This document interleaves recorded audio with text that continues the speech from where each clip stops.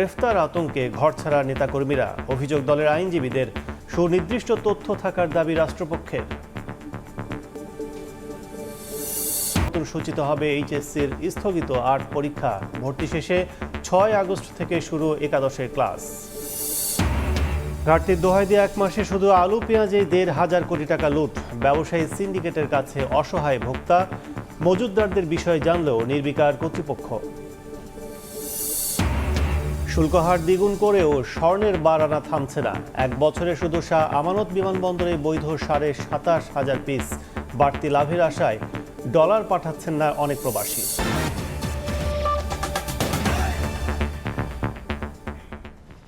সকালের সময়ের সঙ্গে আছি আমি কাজল আব্দুল্লাহ।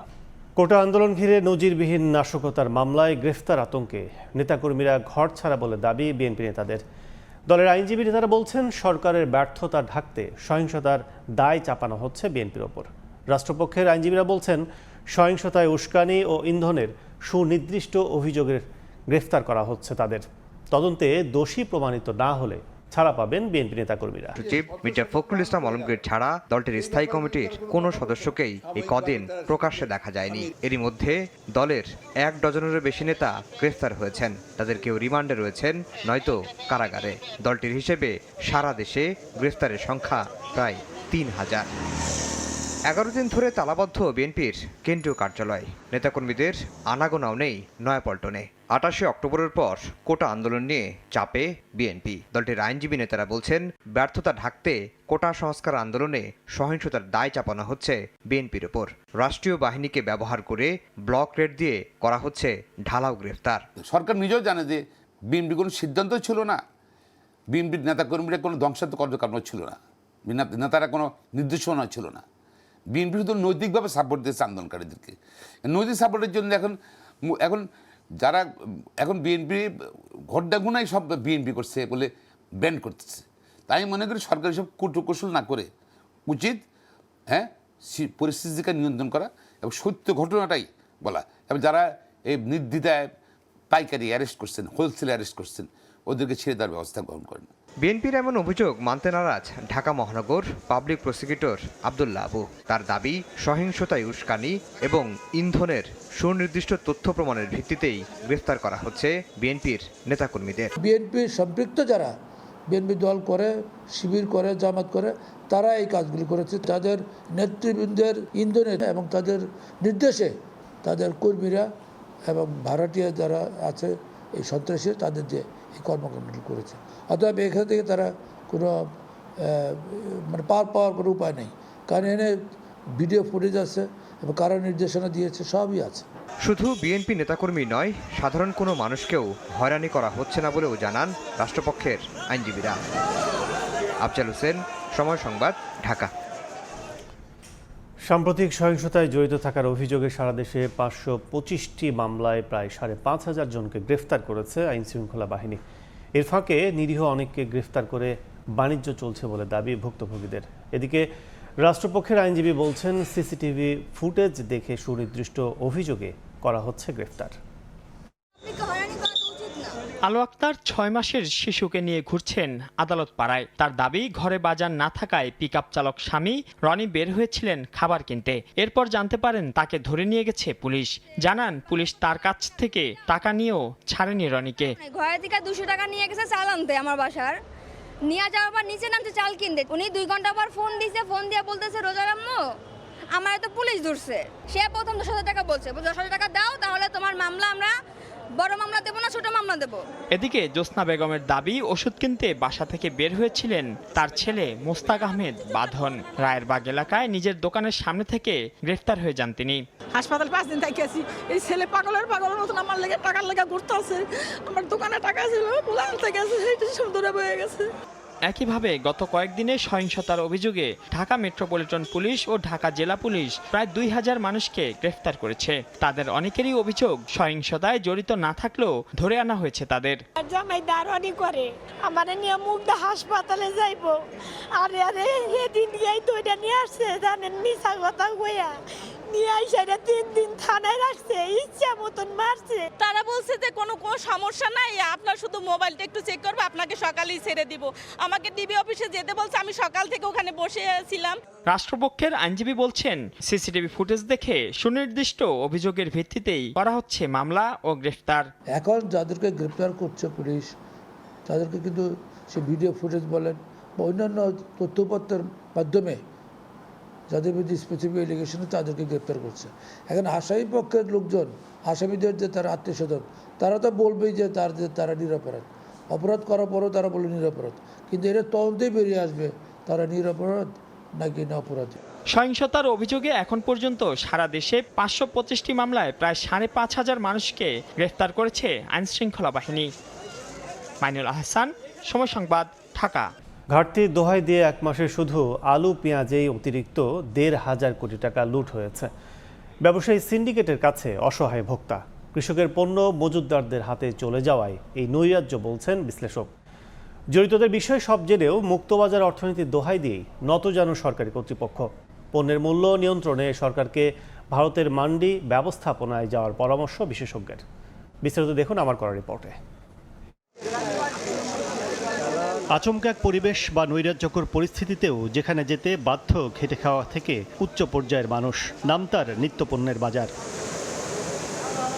যৌক্তিকতাকে ছাপিয়ে যেখানে হরহামেশাই বাড়ে দাম, কখনো কমে কিছুটা, কিন্তু এর মধ্যেই নানা অজুহাতের কলা দেখিয়ে কয়েক গুণ বাড়িয়ে দেয়া হয় পণ্যের দাম। কৌশলী পন্থায় প্রতিটি পণ্যের বিপরীতে হাজার হাজার কোটি টাকা ভোক্তার পকেট থেকে তুলে নেয় ব্যবসায়ী সিন্ডিকেট। রাতে একদম, সকালকে আর একদম থাকছে, তা আসলে তো এটা পরিস্থিতি না। এটা দাম যদি বেড়ে যায়, আমাদের তো জনসাধারণের করার কিছু নাই। এই সরকারি যে প্রতিষ্ঠানগুলো আছে, ওনাদেরও তেমন একটা নিয়ন্ত্রণ আছে বলে মনে হয় না। পর্যালোচনায় দেখা যায় কোনো সংকটের বালাই নেই বাজারে, কিন্তু দফায় দফায় বাড়ছে দাম। আলু প্রতি কেজি 60 থেকে 70 টাকা ও পেঁয়াজ বিক্রি হচ্ছে 120 টাকায়। কিন্তু মৌসুমে কৃষক পর্যায়ে যার উৎপাদন ব্যয় হয়েছে আলুতে সর্বোচ্চ 16 টাকা ও পেঁয়াজে 34 টাকা, যা এক মাস আগেও খুচরায় দুটি পণ্য বিক্রি হয়েছে 50 ও 80 টাকায়। বাড়তি দামে এক মাসেই বাজার থেকে তুলে নেওয়া হয়েছে দুটি পণ্যে প্রায় 1,620 কোটি টাকা। সাপ্লাই চেইন বিশেষজ্ঞরা মনে করেন, পণ্যের মজুতদারি ব্যবসায়ীদের হাতে চলে যাওয়ায় সিন্ডিকেট হয়েছে শক্তিশালী। বাজারে সিংহভাগ ওনারা অলরেডি সিজনে ওনাদের যেটাকে আমরা বলি কন্ট্রোলে নিয়ে এসেছেন। ল বা রেগুলেটরি সিস্টেম, সেই ফ্রেমওয়ার্কটা ব্যবসায়ীদেরকে কোনোভাবে ধরা যাচ্ছে না। এতে করে কি হচ্ছে, ব্যবসায়ীরাও কোথাও জবাবদিহিতার যে জায়গাটা আছে সেই জায়গাটাতে তারা সরকারের কাছে অ্যাকাউন্টেবল না, যার জন্য বাজারটা হয়ে যাচ্ছে একটা ভোলাটাইল কন্ডিশন। নিত্যপণ্য নিয়ে কারসাজির তথ্য জানে সরকারের বিভিন্ন দপ্তর, কিন্তু মুক্তবাজার অর্থনীতির দোহাই দিয়ে নতজানু হয়ে পড়েছে দায়বদ্ধরা। আগে তো একজন চাষির যদি 300 মণ আলু হতো, হয়তো 100 মণ বিক্রি করতো, 200 মণ নিজেই কোল্ড স্টোরে রাখতো। এখন সেরকম পাওয়া যায় না।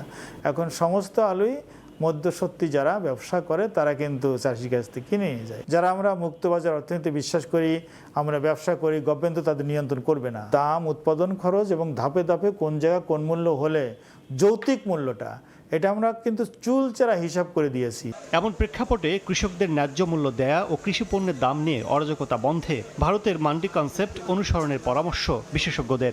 ন্যূনতম একটা প্রাইস মার্কআপ করা আছে, সেই প্রাইস মার্কআপটা যদি নিচে চলে যায় তাহলে মান্ডিতে কৃষক ওই মালগুলো রেখে দিতে পারে, কৃষক ওই মান্ডির থেকে বিক্রি করে টাকা নিতে পারে। ওইটা সরকার তখন বিভিন্ন ব্যাংকের মাধ্যমে এটাকে স্টক করে পরবর্তীতে সরকার প্রফিটে এগুলো আবার ওই ব্যাংকগুলোর মাধ্যমে এগুলো সেল করে দেয়। এতে করে যেটা হয়, বাজারটা একটা স্থিতিশীল থাকে। খুব সুনির্দিষ্টভাবে এদের এই মডেলটা, মান্ডি কনসেপ্টটাকে আমরা অ্যাডাপ্ট করতে পারি। বাজার কারসাজি নিয়ন্ত্রণে সুনির্দিষ্ট আইন না থাকায় সরকারের কোনো উদ্যোগ বা সিদ্ধান্তের বাস্তবিক কোনো সুফল মিলছে না বলে মনে করেন সংশ্লিষ্টরা। কাজল আব্দুল্লাহ, সময় সংবাদ, ঢাকা। শুল্কহার দ্বিগুণ করেও মধ্যপ্রাচ্য থেকে রেমিটেন্সের পরিবর্তে স্বর্ণের বার আনা বন্ধ করা যাচ্ছে না। 2023-24 অর্থ বছরে শুধুমাত্র চট্টগ্রাম শাহ আমানত বিমানবন্দরেই 3,300 কোটি টাকা মূল্যের 3.5 মেট্রিক টন ওজনের 27,546 পিস স্বর্ণের বার বৈধ করা হয়েছে। বাড়তি লাভের আশায় রেমিটেন্সের ডলার না পাঠিয়ে বার নিয়ে আসছেন প্রবাসীরা। শাখার টিপুর ক্যামেরায় বিস্তারিত জানাচ্ছেন কমল দে।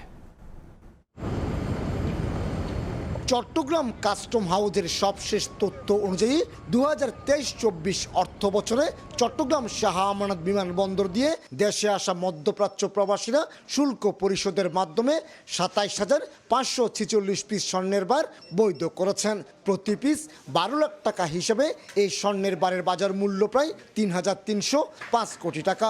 3.5 মেট্রিক টন ওজনের এই বারের মাধ্যমে শুল্ক আদায় হয়েছে মাত্র 108 কোটি টাকা। আগের বছর প্রায় 17,200 পিসের মতো এসেছিল, সেই ক্ষেত্রে এইবার মানে পরিমাণটা অনেক কম, ডিক্লেয়ার গোল্ড বারের পরিমাণটা অনেক কম। অ্যাট দ্য সেম টাইম ট্যাক্সটা অলমোস্ট ডাবল করা হয়।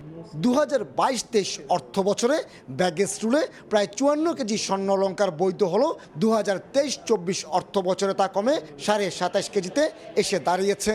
অপরদিকে 2022-23 অর্থ বছরে মাত্র 2 কেজি স্বর্ণ অলংকার আটক হলো, পরের বছর তা বেড়ে প্রায় 34 কেজি হয়েছে। এছাড়া সদ্য বিদেয়ী অর্থ বছরে 27.5 কেজি ওজনের 235 পিস অবৈধ স্বর্ণের বারের বিপরীতে কাস্টম শুল্ক পেয়েছে 1,77 লাখ টাকা। বিমানবন্দরে গোয়েন্দা নজরদারি বাড়ানোর কারণে স্বর্ণ চোরাচালান কমেছে বলে দাবি বিমানবন্দর পরিচালকের। তৎপরতার কারণে আমরা অবৈধভাবে গোল্ড আনার ব্যাপারটা তারা এখন অনেকভাবেই মাথা থেকে ছেড়ে দিচ্ছে। সো আসলে এটা হলো গিয়ে আসলে একটা সচেতনতার ব্যাপার আছে।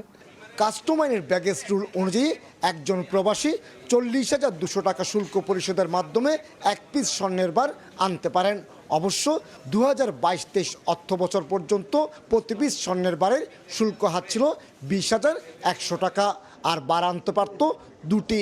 এই সুযোগে ওই অর্থ বছরে 20 মেট্রিক টন ওজনের 1,72,000 পিস স্বর্ণের বার বৈধ করা হয়। শুল্ক হার বাড়ানো হলো বাড়তি লাভের আশায় প্রবাসীরা স্বর্ণের বার নিয়ে রেমিটেন্সের পরিমাণ কমছে বলে অভিযোগ রয়েছে। বিদায়ী অর্থ বছরের 11 মাসে এই অঞ্চলের 11 জেলার প্রবাসী রেমিটেন্স হিসেবে পাঠিয়েছেন 6.36 বিলিয়ন মার্কিন ডলার। তারা গোল্ড নিয়ে আসেন, সে টাকাটা যদি গোল্ড না এনে তারা ব্যাংকের মাধ্যমে রেমিটেন্সটা প্রেরণ করতেন, তাহলে রেমিটেন্সের পরিমাণটা আরও বৃদ্ধি পেত। দেশের বাজারে বর্তমানে প্রতি ভরি স্বর্ণ অলংকার 1,18,000 টাকা দরে বিক্রি হচ্ছে। বৈধ কিংবা অবৈধ পথে আসা স্বর্ণের 10% স্থানীয় বাজারে আসছে না, আর এইসব স্বর্ণের বার প্রতিবেশী দেশ ভারতে পাচার হয়ে যাচ্ছে এমন অভিযোগ দীর্ঘদিনের। তাই স্বর্ণ ব্যবসায়ীদের দাবি সীমান্তেই মনিটরিং করতে হবে এই স্বর্ণ পাচার রোধ করার জন্য। কমল দে, সময় সংবাদ, চট্টগ্রাম। যাদের আয়ে শক্তিশালী হয় দেশের রিজার্ভ, সেই প্রবাসীরাই বারবার সেবা থেকে বঞ্চিত হন। কোটা আন্দোলন ঘিরে সহিংসতা ও কারফিউয়ে তা যেন আবারও প্রমাণিত হলো। ভোগান্তি কমাতে প্রবাসীদের রেমিটেন্স কার্ড দেওয়ার পরামর্শ অর্থনীতিবিদদের। যদিও প্রবাসী কল্যাণ প্রতিমন্ত্রীর দাবি, প্রবাসীদের দুর্ভোগ কাঠামোগত দুর্বলতা নয়, প্রচারণার অভাব মাত্র। কোটা আন্দোলনের ভয়াবহ গ্যারাকলে পড়ে স্বজন ছেড়ে বিদেশ যাওয়ার আগ মুহূর্তে রাজ্যের দুশ্চিন্তাকে পাশে রেখে শুয়ে আছেন বিমানবন্দরের বারান্দায়, ঘুমোচ্ছেন বেঘরে। কত অসহায়, অথচ তারাই আমাদের রেমিটেন্স যোদ্ধা। তাদের পাঠানো ডলার, দিনার, রিয়াল, রিঙ্গিতের মতো বৈদেশিক মুদ্রায় স্ফীত হয় আমাদের রিজার্ভ, মেটে আমদানি দায়, শোধ হয় বিদেশি ঋণের কিস্তি। 32 বছর আমি বিদেশ করি, মা বাপ সবকিছু ছাইরা আমরা যাই বিদেশে। দেশের জন্য, দেশ পরিবর্তন করার জন্য আমরা চেষ্টা করি। প্রবাস আজকে আমার 23 বছর ব্যবসা করি। তবে ঢাকার হযরত শাহজালাল আন্তর্জাতিক বিমানবন্দরের এমন চিত্র কিন্তু সব সময়ের না। প্রবাসীদের কাঙ্ক্ষিত সেবা দিতে কতটা অবহেলা করা হয় বলে বছর জুড়ে যে অভিযোগ ওঠে তার নমুনা মাত্র, যা আরেকবার দেখা গেল এবারের ছাত্র আন্দোলন, সহিংসতার দেশব্যাপী চলা কারফিউয়ের মতো বিশেষ সময়, যখন ইন্টারনেট বন্ধ থাকায়, তথ্য না পাওয়ায় জীবন জীবিকার তাগিদে ফ্লাইট ছাড়ার অনেক আগেই বিমানবন্দরে আসতে হয়েছে বিদেশগামীদের। যেখানে যেখানে হরান নিতেছি, তো আমরা তো কোনো মূল্যায়ন এখনো কোনো সরকার করলো না। আমাদের এই পরিস্থিতির জন্য দায়ী কারা? সুন্দর ব্যবস্থা সরকার যেন করে, আমরা এই প্রত্যাশা করি। প্রবাসীদের মূল্যায়ন করতে না পারলে কাঙ্ক্ষিত পর্যায়ে পৌঁছাবে না প্রবাসী আয়। এমন বাস্তবতায় তাদের দরকারি সেবাকে ভোগান্তিমুক্ত করতে রেমিটেন্স কার্ড চালুর পরামর্শ অর্থনীতিবিদদের। যারা রেমিটেন্স যোদ্ধা তাদেরকে যদি একটা রেমিটেন্স কার্ড দেয়া হয়, অর্থাৎ এই কার্ডটা দেখিয়ে সে শুধুমাত্র এয়ারপোর্টে না, যে কোনো জায়গায় তারা যাতে একটা ভালো, তাদেরকে একটা স্পেশালাইজড একটা সার্ভিস যাতে দেওয়া হয়। কারণ আমরা নেট ইম্পোর্টার কান্ট্রি হিসাবে আমাদের রেমিটেন্সের যে ইনফ্লো এটা কিন্তু আমাদের গতিটা খুব বেশি পরিমাণে বাড়াতে হবে। প্রবাসীদের ভোগান্তিতে ফেলা অব্যবস্থাপনা কোনো কাঠামোগত ত্রুটি বা দুর্বলতার নয়, প্রচারণার অভাবই এর জন্য দায়ী বলছেন প্রবাসী কল্যাণ প্রতিমন্ত্রী। সিভিল এভিয়েশন, বিমান, পুলিশ, ইমিগ্রেশন সবাই কাজ করতেছে, রাত দিন কাজ করতেছে। আমরা বিশ্বাস কোনো সমস্যা নেই, এরপরেও সমস্যা হলে পরে আমরা আছি। কেউ যদি ভাবমূর্তি নষ্ট করতে চায় তাদের বিরুদ্ধে শাস্তিমূলক ব্যবস্থা করবই। অনিশ্চয়তার প্রহর গুণে বিদেশে যাওয়ার আগে প্রবাসীদের অন্তর্বাক্য একটাই, যেন ভালো থাকে প্রিয়জন, ভালো থাকে জন্মভূমি, প্রিয় বাংলাদেশ। কামরুল হাসান সবুজ, সময় সংবাদ, ঢাকা। দেশে চলমান পরিস্থিতিতে চরম সংকটে রংপুরের অন্তত 50,000 ক্ষুদ্র ও মাঝারি উদ্যোক্তা। রপ্তানিমুখী ভারী শিল্প মালিকরা বলছেন এরই মধ্যে 35% বিদেশি অর্ডার বাতিল হয়ে গেছে। উৎপাদন ও সরবরাহ চেন স্বাভাবিক রাখতে দ্রুত ব্যবস্থা নেওয়ার দাবি তাদের। শাকিল মাহমুদের ক্যামেরায় নাজমুল ইসলাম নিশাতের রিপোর্ট। রংপুর নগরীর স্ট্রিট ফুড মার্কেটটিতে দোকান রয়েছে 17 জন উদ্যোক্তার, যাদের সবাই নারী। কারফিউর কারণে এক সপ্তাহ ধরে বন্ধ রয়েছে মার্কেটটি। উদ্যোক্তারা জানান, দোকান বন্ধ থাকলেও মাসিক ভাড়া, কর্মীদের বেতন ও আনুষঙ্গিক খরচ তাদের বহন করতে হবে। ফলে চলমান পরিস্থিতিতে পুঁজি হারাবার দশা তাদের। অনেকে এখানে লোন করে দোকান নিয়েছে, অনেকে সমস্ত পুঁজিটা ঢেলেই দোকানগুলো নিয়েছে। সাপ্লাই চেইন ভেঙে যাচ্ছে, ট্রান্সপোর্টেশনের সমস্যা হচ্ছে, কমিউনিকেশনের প্রবলেম হচ্ছে, মানুষের মধ্যে আতঙ্ক বিরাজ করছে। একই রকম সংকট মোকাবিলা করতে হচ্ছে এই অঞ্চলের উৎপাদনমুখী শিল্প কলকারখানার। পোর্টের যে ডকুমেন্ট সেটাও আমরা নতুন করে ইস্যু করতে পারিনি, কারণ ইন্টারনেট তো সচল ছিল না। তাছাড়া পরিবহন বন্ধ থাকার কারণে আমরা নতুন করে কোনো মালামাল আমরা পোর্টেও দিতে পারি নাই। শিল্প মালিকরা বলছেন, কারফিউ ও ইন্টারনেট সংযোগ না থাকায় সময় মতো পণ্য সরবরাহ করতে না পারায় এরই মধ্যে বিভিন্ন দেশের 35 থেকে 40% অর্ডার বাতিল হয়েছে। এরকম নির্দিষ্ট টাইম বেঁধে দিলে ব্যবসায়ীরা কখনোই ব্যবসা করতে পারবে না, কারণ ব্যাংকের সময়সীমাটাও কম, এর মধ্যে আবার নেট ভালো থাকছে না। এদিকে বুধবার এক সংবাদ সম্মেলনে রংপুর মেট্রোপলিটন চেম্বার অব কমার্সের নেতারা জানান, গেল কয়েকদিনে শুধু রংপুর নগরীতেই ব্যবসায়িক ক্ষতির পরিমাণ প্রায় 500 কোটি টাকা। নাজমুল ইসলাম নিশাত, সময় সংবাদ, রংপুর। এই ছিল সকালের সময়। আন্তর্জাতিক সময় নিয়ে ফিরছি কিছুক্ষণ পরেই, সঙ্গে থাকুন সময়ের।